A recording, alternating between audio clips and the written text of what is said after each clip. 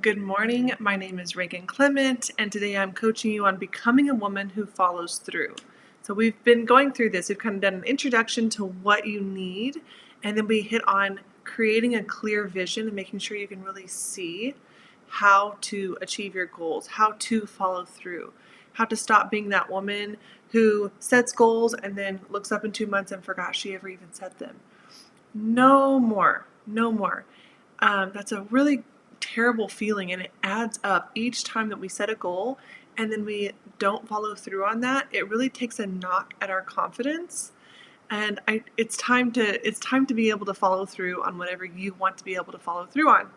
So, if 91% of people do not follow through and 9% of people do, what do the 9% do differently? And those are here.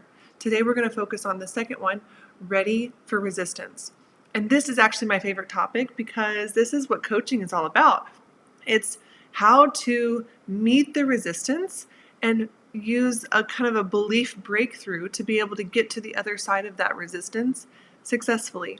So let's break that down a little bit. When we grow, we meet resistance. This is undebated. You know, every time you've set a goal, every time you say, oh, I'm going to start doing something new at the first of the year, or you know what, after Christmas, I'm really going to focus on this, or you know what, from March to summer, I'm really going to focus on, and then we look up and we've had so many little things come up. Resistance comes up in two ways, mental and physical, or really mental and kind of things that you can see in reality. So mental resistance is like, this is such a waste of time. I'm never going to follow through with this anyway. Life's just so hard, so why even try?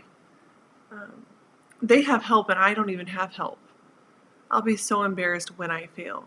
These are the types of thoughts that I hear in my own head, clients hear in their own heads, and it's really common, but we're going to break those down and really look at what those are. And then there's another type of resistance in reality, and it's when maybe you just don't have the skills to achieve it yet. So let's say that a 16-year-old girl wants to be a professional soccer player. She may need to overcome some major mental resistance. Maybe she believes that she's not good enough. Maybe she believes, well, nobody in my family's ever done this before, and neither can I. What makes me think I'm special? Maybe she believes some things that we can break through mentally. But then she still needs to learn how to play soccer. She still needs to learn how to play well. She still needs to get really good on the fundamentals. She still needs to learn how to be a good team player. Those are those physical limitations, that physical resistance, and we really have to address both. But today we're going to focus on the mental. So, what to expect in your first 30 days of a new goal. So this is kind of just know this is what's going to happen. Most people set a new goal and they go, okay, Reagan, I'm going to do this. I'm going to use exercise as an example. I'm going to get fit and I'm going to exercise and eat healthy starting January 1. But they don't know that this is what's coming. And so I want you to have the inside information. I want you to know and to expect this is what's coming. For your first couple of days, you'll be excited and you'll continue to believe in yourself. But then you're going to wake up on day 4, 5, or 6, and you're going to start thinking really negative, sabotaging thoughts that are trying to get you to quit, which is really makes sense when you think about how the brain works. Our mind is trying to keep us safe, and it is perceiving this new level of discomfort, this new goal or habit, this waking up in the morning, exercising. It's perceiving that as unsafe. So it's going to try to give you logical and illogical sentences and thoughts that are going to try to get you to go back to who you were before you started this new habit because it doesn't want to be here. It's too uncomfortable. But then if you can coach yourself through those thoughts, if you can see them for what they are and rewire those thoughts, you can get to day 21, 22, 23, when you start really associating your new habit with good feelings. Your mind starts to see, oh, I am safe. This exercise thing, this nutrition thing, I thought it was going to make me unsafe. I thought it was dangerous. But now, after 21, 22, 23 days of it, I can see that I like it and that I'm safe here. And it starts to create good associations for you. So let's give an example here. Let's say you're trying to start that exercise program. I'm going to start working out. I'm so ready to fit back into my clothes and feel better throughout the day and have more energy. That's how we all feel, right? Like you see it all over the internet around right before January 1st. But then that day 4, 5, 6 hits. And this is what my mind did this year when I did this. This isn't giving me energy. It's spending it. I said I wanted to start exercising so that I would have more energy, but this is robbing me of energy. I don't want to do this. Things like, I don't need to change my body. I just need to love it more. Well, okay, that's trying to get me to quit. It's not wrong, but it's trying to get me to quit. Or this is a thought too. I'm not vain and I don't have poor body image like those people at the gym. I've heard all of these. I've thought these and I've heard these from so many clients. So if you can rewire these thoughts, if you can see what's really happening, then you can really coach yourself to the other side. And around day 22, 23, you start really feeling strong throughout the day. I can wear my old pants again. Yes, and I can still breathe. I feel like saying yes to the kids more often when they ask me to play because I've already moved my body. I've already done something uncomfortable, and that workout just kind of opens the opportunities for me all day to be physical, to be moving, where sometimes if I don't get that done, I kind of want to hold still. So your mind starts to show you the good things, the good associations, and then you want to stay there. Here's another example. If the workout one isn't a good example for you, here's another one. So day one, let's say you're trying to start a new routine. This is a lot of mamas that I coach come to this point. They're like, I really want a routine. I really want to feel rested.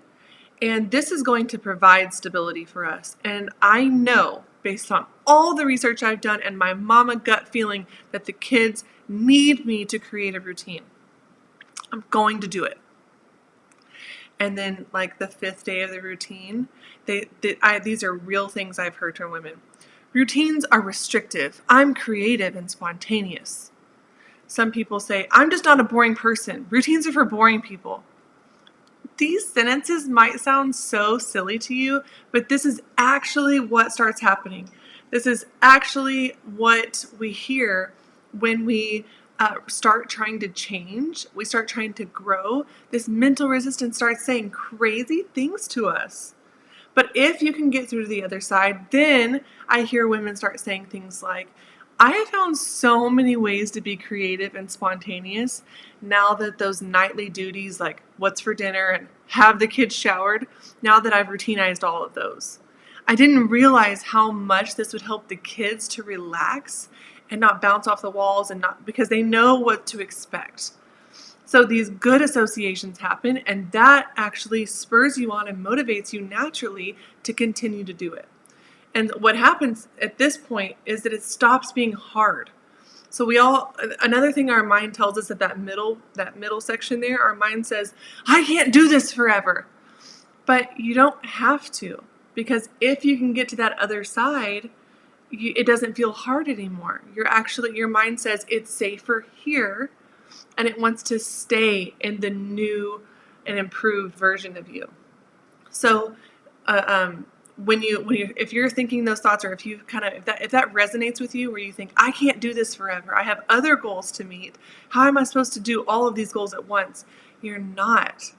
It's one at a time. And getting to that 30-day mark is going to make the difficulty level so much lower. So much lower. So here are some questions I have for you to get really clear on breaking through your own limitations, your own mental resistance. So we've already kind of gotten clear on what the goal is, what your dream is. Now let's ask, what holds you back from following through with your goal? Once you get clear on that, then I want you to list the biggest sabotaging thought that comes up when you try to stick to your goal. And this can change. If you hold this in your heart throughout the week, at the beginning of the week, you might say, here's my biggest sabotaging thought. I can see how silly that sounds. And so the next day, my mind gave me a new sabotaging thought, and that one was so much worse. Or maybe it wasn't. But really capture that. Don't let it just sneak in and sabotage you and your goals. I want you to see it for what it is and capture it and write it down. And then let's rewire that thought. This actually takes quite a bit of work as a coach to kind of coach you through that. But I want to give you the opportunity just on your own to ask yourself, what's a more truthful statement that serves me better? So if my thought is, this is too hard, I cannot do this forever. Oh, like I'm feeling this impending doom feeling. I can't do this forever. If that's my biggest resisting thought, what's a thought that is actually more true than that? Maybe it's, this is going to get easier on day 30. Really like day 22, it gets easier. Maybe you tell yourself, I am strong enough to do this for 25 days. And maybe you can count that down. I'm strong enough to do that for 20 more days, 19 more days, 18 more days. Like, give yourself a thought every time that sabotaging thought comes in. Give yourself a new and improved, more truthful thought that serves you better. Because the original thought might be true. I can't do this forever. You're right. You can't do this forever. That's true. But that's making you feel like quitting. It's making you feel like you're weak. It's making you feel like the whole world is on your shoulders. So if we could say, hang on, thought, that's not serving me. I want to rewire you, and I want to do something that serves me better. And that is, I am strong enough to do this hard thing for 30 days. And every time you hear that old sabotaging thought, say, oh, hang on, and say the truthful one to yourself multiple times. This is where scripting comes in. So here's the fact. 91% fail to follow through with their goals.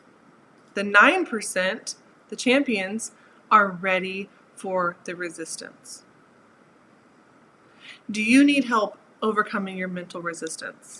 So as I teach you how to rewire these thoughts, it's a lot like teaching someone how to file their business taxes properly. My accountant can give me the instructions, and honestly, it's just better if she can walk me through it. I always get a better tax return if she can either walk me through it or, even better, do it herself. This is very similar to coaching. I'm giving you some of the instructions on how to rewire, but it took me a $20,000 year of training to get good at this skill. So if you need me to walk you through it, you can actually book your first call on my calendar for free. And what I do is I coach you live. I help you get to a breakthrough with this rewiring, with this limiting belief, with this struggle, and then that's it. If you love it and you ask me for more coaching, I'll share my packages. If not, either way, you walk away with a huge mental shift. And honestly, you can even feel it in your body. It's a physical shift. And you feel really clear about how to crush your next goal, how to follow through with what you want, how to get what you want, which is really peace and happiness. But it always looks like this overcoming this obstacle, right? Okay. So now you've been introduced to the first two aspects of what it takes to become a woman of follow-through. No more making lists and leaving them undone. No more setting goals only to forget that you set them. Answer those homework questions, and on our next video we can focus on creating an action plan together. I'll see you then.